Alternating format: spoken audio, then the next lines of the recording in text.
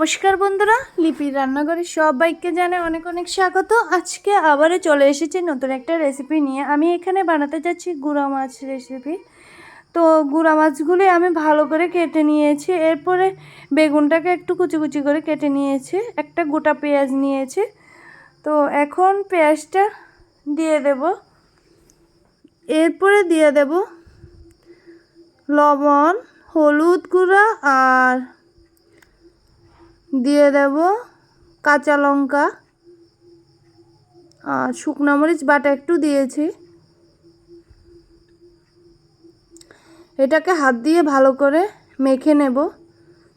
লাল মরিচের গুঁড়োও দিয়েছি 1 চা চামচ।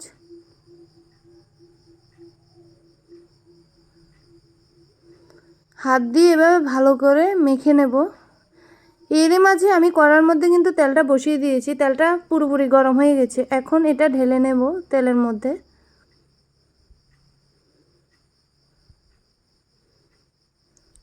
তো এখন 2 হাতা ধরে আমি উল্টে পাল্টে দেবো এভাবে কতক্ষণ পর পর আমি এটাকে নাড়িয়ে নেব। এখন চামচ দিয়ে সামান্য একটু নাড়াচাড়া করে নেব, একদম আস্তে করে, না হলে গুঁড়া মাছগুলি ভেঙে যাবে। আবার উল্টা পাল্টে দিয়েছি। দিয়ে দেব একটু সামান্য হালকা মাখা মাখা জল। ভাজাটা আমার হয়ে গেছে। এইভাবে 2-3 বার উল্টে পাল্টে দেবেন, তাহলে কিন্তু গুঁড়া মাছটা হয়ে যাবে।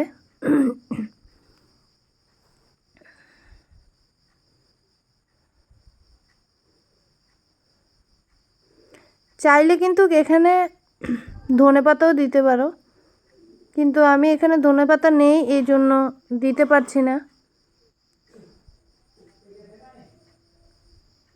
এখন একটা বাটির মধ্যে ঢেলে নেব।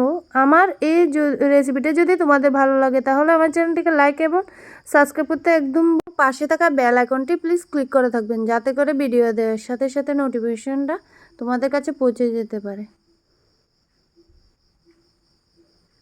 ভিডিওটা ভালো লাগলে লাইক এবং সাবস্ক্রাইব করে যাবেন।